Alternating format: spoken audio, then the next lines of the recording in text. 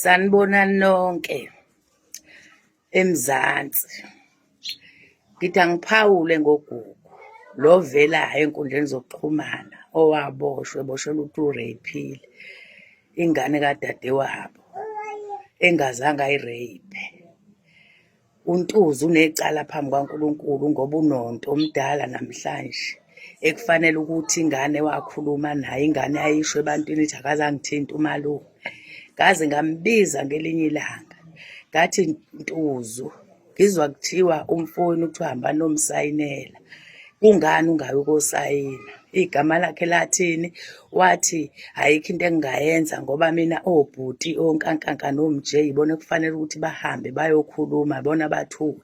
Ngathi mina wena ngoba uninawe ngane, kungani ungayi ukokhuluma emaphoyiseni? Wathi amaphoyisa kwathiwa unonto meseneminyaka ewu-15 akahambe ayozikhulumela. Ngathi usemdala unonto, uhamba okhuluma ukosho ukuthi nangu uNtuzu uze nononto ukuze adedele uGugu, ngoba uGugu angiyikholwanga iqala lento ukuthi umntwana udlwengulile ngoba ube yingane ephila njengey'ngane zonke engingakaze ngiyibone kuthiwa inentombi.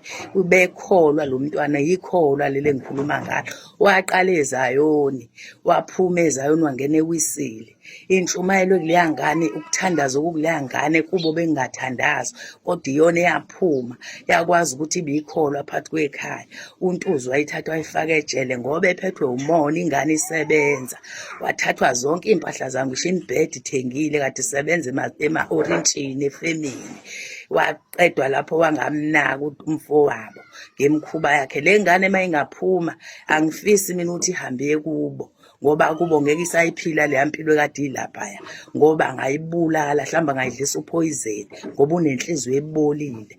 Ngifisa mina inkantolo imthathe uNtuzu imvalele, usaphila usemusha, ufise ukuthi adonse naye abuze ubuhlungu abuzisa ingane yakwabo engakaze ayibheke nangelilodwa ilanga, ingenzanga lutho, azi kahle ukuthi ayinacala, kodwa kuwuyena oyithatha oyivalela lapha ejele ngoba enenhloso zayo kade ey'fuyise enhliziyweni.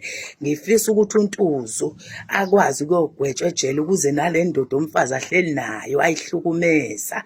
Inkosikazi ishadile, wathatha indoda yenkosikazi, ikwazi ukugoduka iphinde ekhaya. Usonta amanyala, ayikho into ayisontayo. Usonta epostoli nje, ayikho into ayisontayo. Unenhliziyo embi ngoba ukwazi ukuthi omunye umfazi angakwazi ukuhlala nendoda akondlelwe iy'ngane, kondlelwe yena, adle imali yakhe. Uyise uyahlupheka, akwazi ngisho ukuthatha isidwedwe sikayise siwashe ethi uyintombazane uyedwa egcekeni. Urabishi nje wentombazane ongeke uze uyazi ukuthi uzoyibala uthini empilweni. Ngiyaxolisa ukusho lelo gama, intukuthelo engaphakathi, ngoba inhliziyo yami yayilokhu ibalisa iminyaka ngale ngane, ngoba ngiyayazi ukuthi kwakuyingane ephilayo, ingane engeke uyizwe ithi nxa, eyazi ukukhuleka kuphela. Inhliziyo yami ibuhlungu ngoba bengilo ngibalisa ngithi uNkulunkulu uzamkhumbula uGugu ngelinye ilanga. Ngokukhuleka kwakho mfana wami uphumile, namhlanje uzophuma, kodwa angifisi ukuthi ngabe uGugu ayohlala. Ngifisa ukuthi uNkulunkulu uma ngabe khona abamxhasayo athole indawo kwenye indawo lezokwazi ukuhlala khona, abe nokuthula empilweni yakhe, akwazi uyobheka uyise. Uyise ukwazi ukubhanda indlu ngezandla, azimisele indlu ngoba efuna indawo yokukhosela ahlale ekhona umntwana wakhe ambukela angenzi lutho, athathe ukuthi yena uzodla imali. Mebona impesheni wayedla imali kayise, engenandaba noyise, uyise ehlupheka, engenalutho, uyise ekhona ey'ntombazane. Ngiyabonga Ntuzu, uNkulunkulu uyaphendula ekugcineni.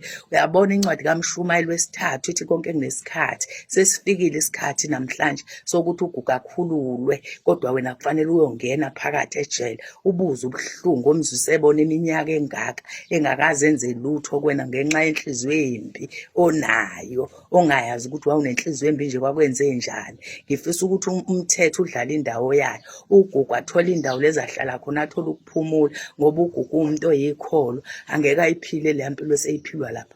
Ngisho ubaba wakhe ngiyabonga mezophuma esaphila, ambone umntanakhe, yize naye ubaba wakhe umbone ukuthi uphatheke kabi, kodwa ayikho into azayenza ngoba uyikhehla mdala, ugugile.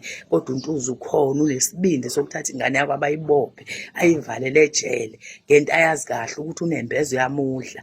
Namhlanje uNkulunkulu uphendulile-ke ukuthi kuze kulunge izinto, akuvele iqiniso ngoGugu. Ngiyabonga kubo bonke abakhulumile nabayisukumele lento ukuthi ingane izikhulunywe, isukuma umhlaba umhlaba wonke ukuze ingane ithole ukukhululeka, ngoba sasingazi ukuthi soyikhipha kanjani, soyisiza kanjani.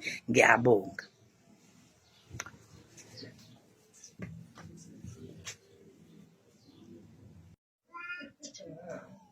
Bengicela ukuthi ukuba kuyangami uNonto angathi angathathwa ayobekwa kwenye indawo uma sekhulumile iqiniso umntwana, ngoba akaphephile Nkosi.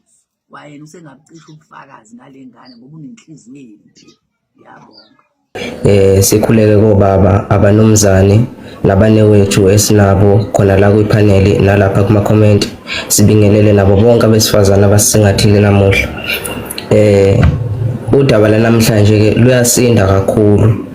Nami nje ngumfanyana osemncane bengifisa ukuthi mhlambe ngathi bengingaba mncane lapha ezansi ngilalele kuphela, kodwa ke sengiphakanyiswa ukuthi kukhona bengifisa ngabe kukhona insizwa mhlambe ethe uqina kunalo ebikushilo, kodwa kungazi ukuthi akuphakami kakhulu.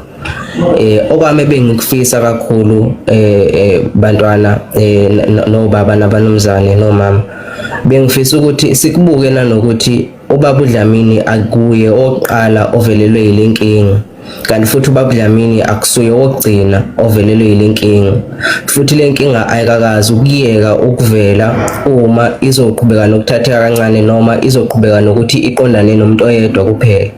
Bengifisa ukuthi ungathi kuliwa lolu daba lukaBaba uDlamini lungalwelwa ukuthi kulwelwa uDlamini kuphela, kube yimpe enkulu yokuthi kuba yisifundo, kuba uswazi olisabisa ngisho nomuntu obesacabanga ukuthi uyafisa yena ngelinye ilanga ukuthi mayinengane intombazane ayisebenzise ukulizimpi zakhe naloyo wesilisa olanaye, kube uswazi oliyosabisa ngisho osazocabanga ukuthi enze into efana nalena, ukuthi umuntu wesilisa ngoba nakho ecindezelwe ngamalungelo engavele enze noma kanjani phezu kwempilo yomuntu wesilisa.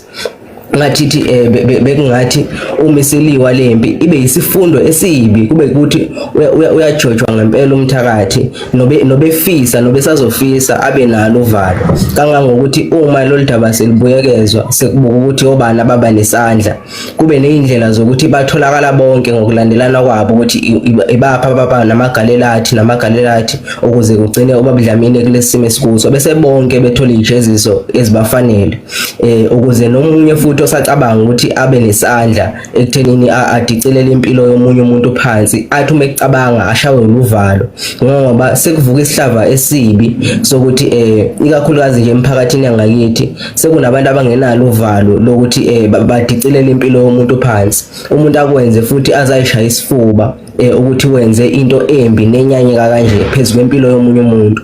Uma ucabanga nje sibuka ngodaba lokwababa uDlamini, miningi leminyaka eqhelisiwe emndenini wakhe, miningi leminyaka eqhelisiwe ebantwini abakhonzile, eqhelisiwe nje nasekuphileni konke.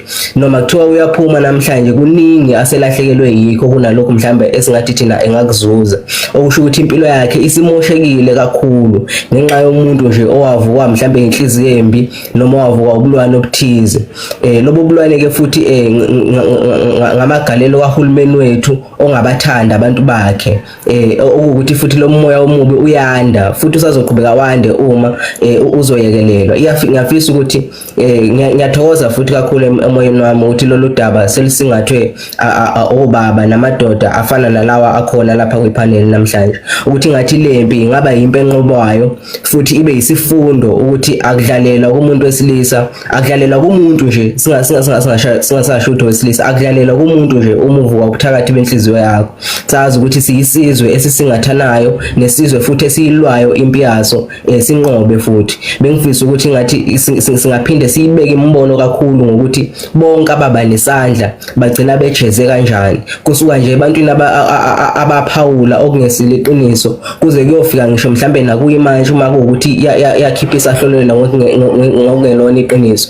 Ngathi konke kungabuyekezwa kakhulu. So kulokho ke siyanxenxa ukuthi ebantwini abanamandla, abantu abaseyikhundleni, abantu abafundile kakhulu, abameli yibo futhi amajaji, imantshi nako konke, ukuthi akuke kulekelele kulomzamo kuze kuyoba isifundo sokuqoqa nje zonke inhliziyo zabantu, ngoba usathana omkhulu esikhatheni samanje inhliziyo yomuntu kakhulukazi omnyama. Inhliziyo yomuntu omnyama isiyimbi kakhulu ngoba iyakwazi ukubona impilo yomunye umuntu omnyama futhi ingabi nazwelo. Kulokho nje bonda bezitha nobaba nabanumzane nomama bengicela ukwehlela ngezansi. Siyathobela.